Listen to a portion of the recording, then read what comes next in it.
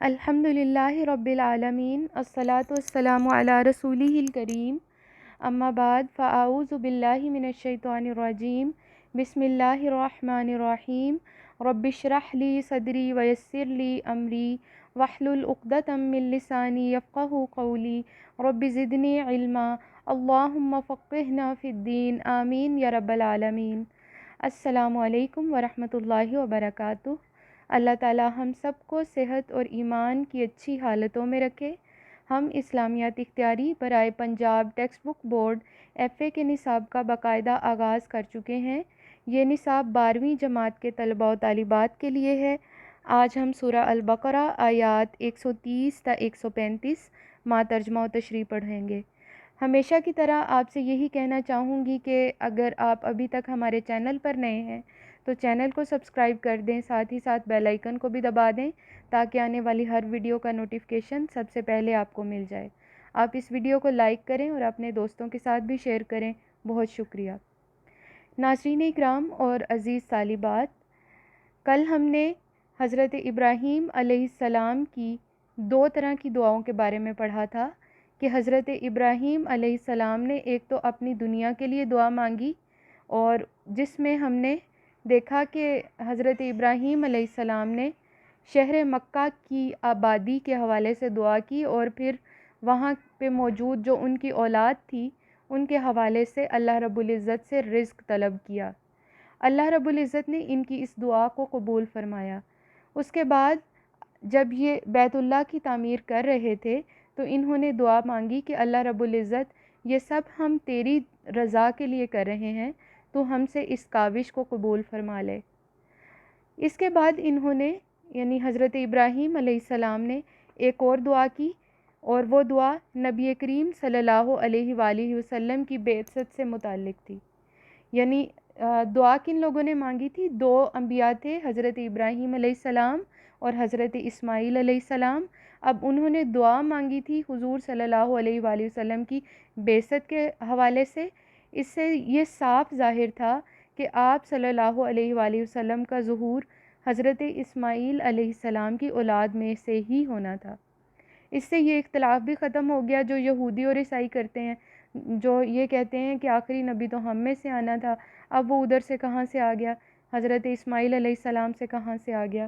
اور اسی طرح سے میں نے آپ کو یہ بھی بتایا تھا کہ عربوں میں حضرت اسماعیل علیہ السلام کے بعد کوئی نبی نہیں آیا، سب سے آخری نبی ایک لمبے عرصے کے بعد حضور صلی اللہ علیہ وآلہ وسلم آئے تھے۔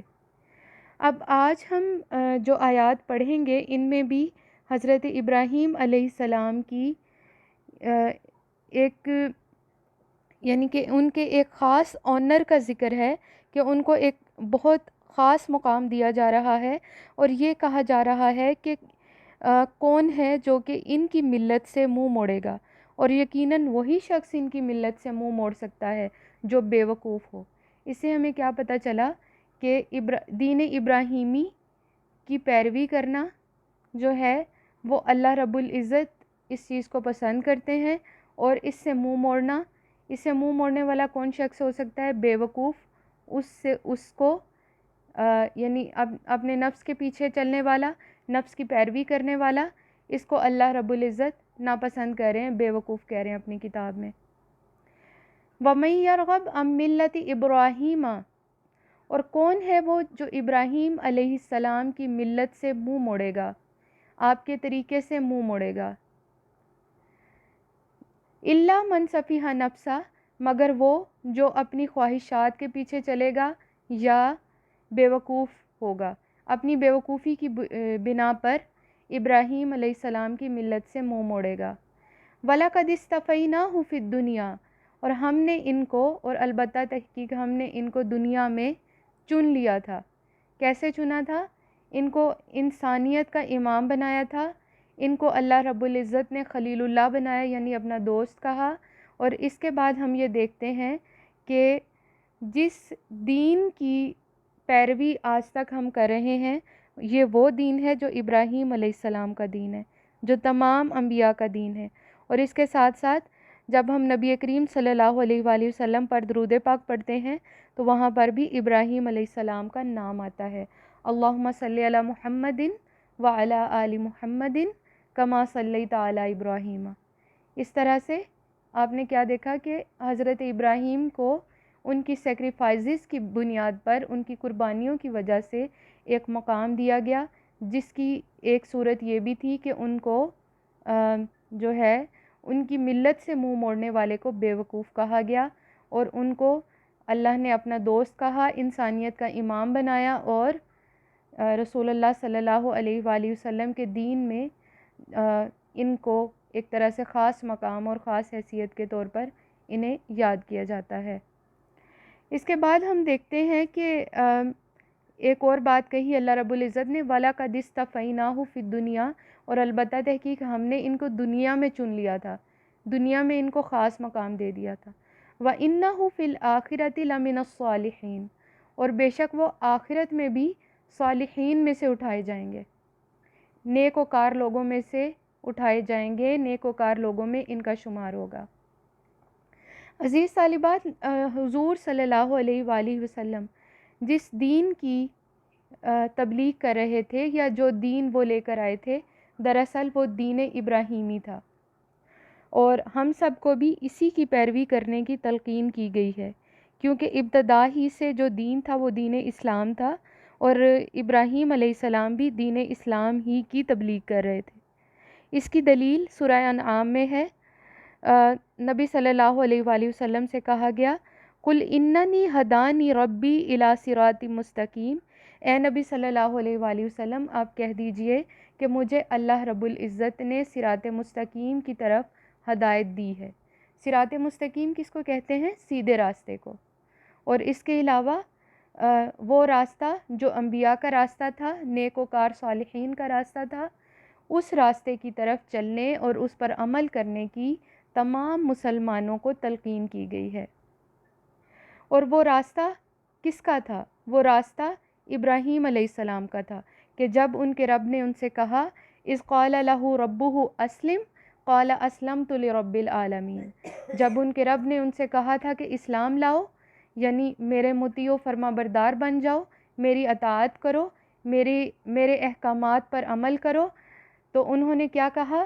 قال، کہا ابراہیم علیہ السلام نے، اسلمت، میں اسلام لے آیا، میں نے سر تسلیم خم کر لیا، میں نے اطاعت کر لی، لرب العالمین، رب العالمین اللہ رب العزت کے لیے۔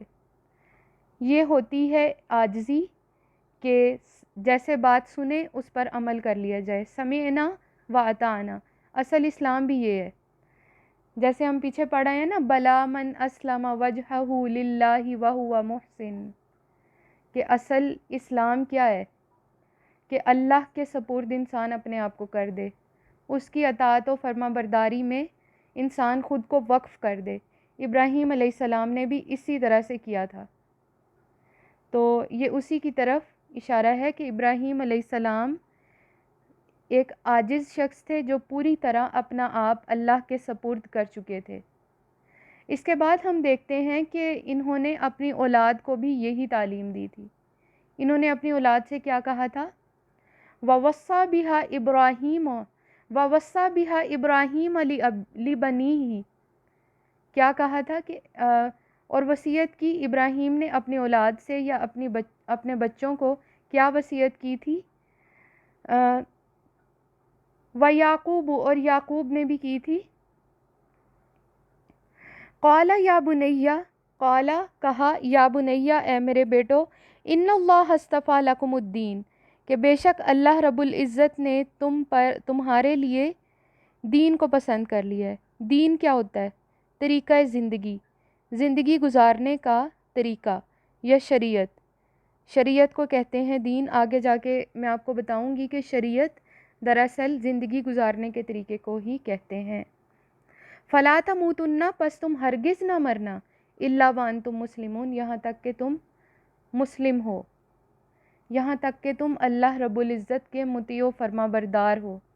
اس کے علاوہ تم کچھ بھی نہیں ہو۔ خود کو جب تم اللہ کے سپرد کرو تو تم ٹوٹلی اللہ رب العزت کی کے فرما بردار ہو، اور اللہ تم سے راضی ہو اس وقت، اس حالت میں تم خود کو مرنا۔ اس کے برعکس یہودی کیا کہتے تھے؟ اچھا، یہ اس حوالے سے تھوڑا کانٹیکسٹ دیکھ لیں کہ رسول اللہ صلی اللہ علیہ وآلہ وسلم جب مدینہ میں تھے تو ان کے پاس ایک بار یہودیوں کا وفد آیا. اس نے یہ کہا کہ کیا آپ کو نہیں معلوم کہ ابراہیم علیہ السلام نے یعقوب علیہ السلام نے ہمیں یہودی بننے کی تلقین کی ہے.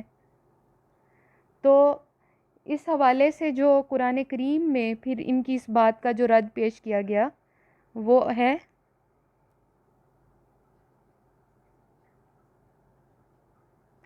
ام کنتم شہداء اذ حضر یعقوب الموت. کیا تم اس وقت حاضر تھے جب یعقوب علیہ السلام کے پاس موت آئی؟ تم جو یہ بات کر رہے ہو، اتنی بڑی بات تم اپنی زبان سے نکال رہے ہو، تم کہہ رہے ہو کہ یعقوب علیہ السلام نے یہودی بننے کی تلقین کی تھی، اب اس کی کوئی دلیل لے کر آؤ. کیا تم اس وقت موجود تھے، ان کے پاس تھے جب ان کے پاس موت آئی تھی اور انہوں نے اپنے بیٹوں سے کیا کہا تھا؟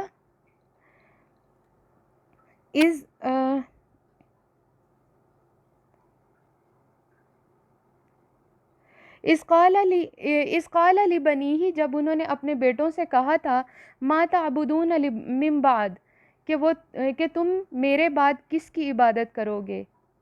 وقالو، تو کہنے لگے نعبد الہک و الہ آبائک ابراہیم و اسماعیل و اسحاق، کہ ہم آپ کے بعد آپ کے اور آپ کے آباء و اجداد کے الہ کی عبادت کریں گے، آپ کے بزرگوں کے الہ کی عبادت کریں گے. کس کے؟ ابراہیم، اسماعیل اور اسحاق علیہ السلام کے الہ کی عبادت کریں گے. الہم واحدہ، جو کہ ایک ہے، واحد و یکتا ہے. وَنَحْنُ لَهُ مُسْلِمُونَ، اور ہم اسی کے مطیع و فرما بردار ہیں، ہم اسی کے مسلم ہیں، ہم اسی کے سامنے سر تسلیم خم کرنے والے ہیں. انہوں نے پھر کیا کیا تھا؟ کیا ایسا کیا تھا انہوں نے؟ اچھا، یہ جو حضرت یعقوب علیہ السلام کی وصیت تھی، اس حوالے سے بائبل میں اس کی ایک دلیل موجود ہے جو کہ موجودہ بائبل میں تو اب نہیں ہے، لیکن بہرحال حضرت یعقوب علیہ السلام کی پیدائش کا ذکر تو ہے، مگر ان کی جو وصیت ہے اس کا ذکر نہیں ہے. تلمود ایک، آپ کو پتہ ہوگا یا شاید میں نے آپ کو پہلے بتایا ہو، یہودیوں کا لٹریچر ہے، جو کہ آپ یہ کہہ سکتے ہیں کہ بائبل کے عہد نامہ قدیم کی تشریح ہے.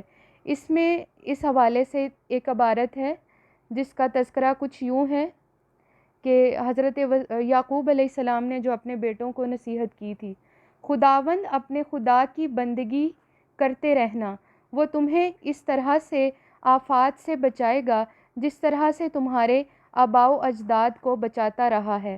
اپنے بچوں کو خدا سے محبت کرنے اور اس کے احکامات بجا لانے کی تعلیم دینا تاکہ ان کی مہلت زندگی دراز ہو، کیونکہ خدا ان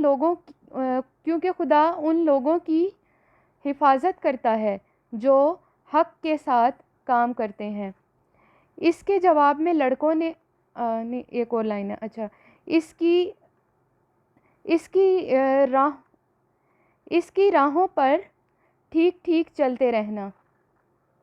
اس کے جواب میں لڑکوں نے کہا جو کچھ آپ نے ہدایت فرمائی ہے ہم اس کے مطابق پوری طرح سے عمل کریں گے تاکہ خدا ہم پر رحم فرمائے. پھر یعقوب علیہ السلام نے کہا اگر تم خدا کی سیدھی راہ سے دائیں یا بائیں نہ مڑو گے تو خدا ضرور تمہارے ساتھ رہے گا.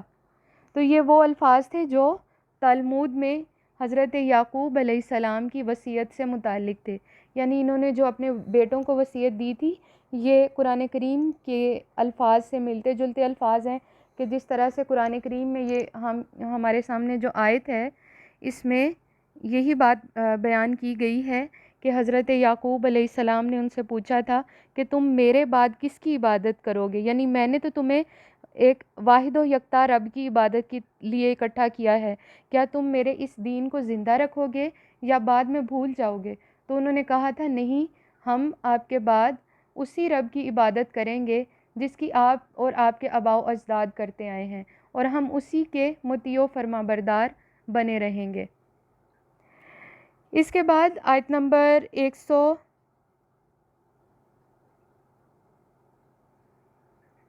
اچھا ایک آیت پیچھے ہے.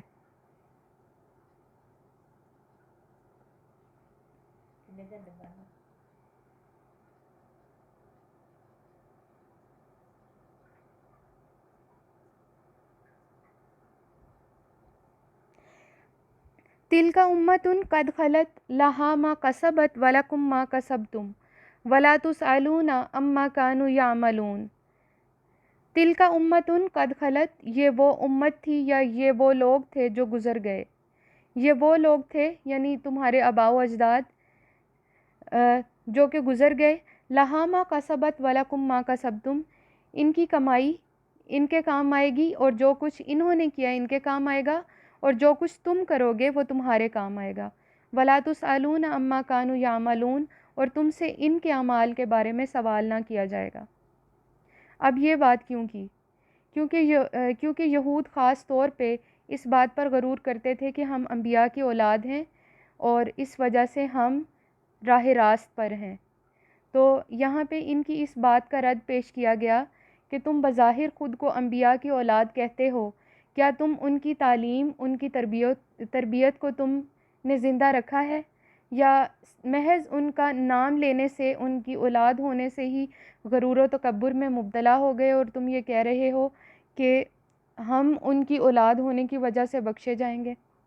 تو ان کے اس بات کی ایک طرح سے جو ہے تردید کی جا رہی ہے کہ جو کچھ انہوں نے کیا ہے یہ لوگ نیک تھے، ان کو ان کے اعمال کا اچھا صلہ دیا جائے گا، اور جو کچھ تم کر رہے ہو، تم چونکہ ان کی ملت، ان کے دین سے منہ موڑ چکے ہو، اب اس وجہ سے تمہیں تمہارے اعمال کا جو بدلہ ہوگا وہ تمہیں قیامت کے دن دے دیا جائے گا، اور تم سے ان کے اعمال کے بارے میں سوال نہیں کیا جائے گا. وَقَالُوا كُونُوا هُودًا أَوْ نَصَارَىٰ تَهْتَدُوا، اور وہ کہتے ہیں کہ وَقَالُوا كُونُوا هُودًا أَوْ نَصَارَىٰ، کہ یہودی ہو جاؤ یا عیسائی ہو جاؤ، تَهْتَدُوا تو ہدایت پاؤ گے. تو قل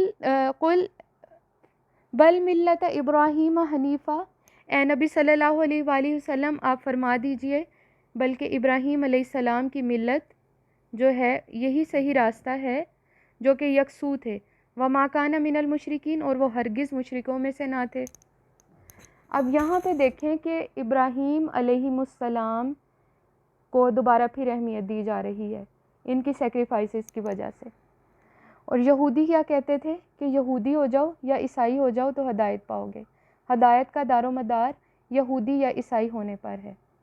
مگر اللہ رب العزت کیا کہتے ہیں کہ ملت ابراہیمی پر قائم رہنے کی وجہ سے ہے. اب اس حوالے سے جو مفسرین کرام بیان کرتے ہیں کہ یہودیت جو ہے وہ حضرت یعقوب علیہ السلام کے بیٹے یہودا کی نسل سے، یعنی کہ جو ان کی اولاد جو ہے وہ یہودی کہلائی. اب ان کے بعض نظریات، افکار، ان کے خیالات یا ان کی مذہبی رسومات کی بنیاد پہ ایک جو مذہب یہودیت یہ تقریباً تیسری چوتھی صدی عیسوی قبل مسیح میں پیدا ہوا، یعنی حضرت عیسیٰ علیہ السلام سے کوئی تیسری چوتھی صدی عیسوی پہلے، یعنی یہ جو مذہب تھا یہ پیدا ہوا. اس کے علاوہ جو عیسائی تھے وہ بھی جس نظریے یا جس عقیدے کی بنیاد پر انہوں نے اپنے مذہب کی پیروی شروع کی، وہ بھی اللہ رب العزت کی شان کے خلاف ہے کہ یہ کہتے ہیں کہ اللہ نے بیٹا پیدا کیا ہے. تو وہ بھی عیسیٰ علیہ السلام کی تعلیمات میں سے نہیں تھا. تو پھر یہ کیسے ممکن ہے کہ کوئی یہودی یا عیسائی ہو تو اس کی ہدایت کا دار و مدار انہی دونوں مذاہب پر ہے؟ پھر اللہ رب العزت نے ان کی اس بات کا رد پیش کیا اور یہ کہا کہ نہیں، ایسا نہیں ہے. اے نبی صلی اللہ علیہ وآلہ وسلم ان کو بتا دیجئے بلکہ ابراہیم کی ملت پر قائم رہنا، ان کے دین کی پیروی کرنا جو ہے یہ ہدایت پر مبنی ہے. جس نے ہدایت پانی ہے وہ ان کے دین پر عمل کرے جو کہ یکسو تھے اور وہ مشرکین میں سے ہرگز نہ تھے. عزیز طالبات، انشاءاللہ اس سے اگلی آیات اگلے لیکچر میں پڑھیں گے. گفتگو میں اگر مجھ سے کوئی غلطی ہو گئی ہو تو اللہ کی بارگاہ میں توبہ کرتی ہوں۔ سبحانک اللہم و بحمدک اشہد ان لا الہ الا انت استغفرک و اتوب الیک۔ والسلام علیکم ورحمۃ اللہ وبرکاتہ۔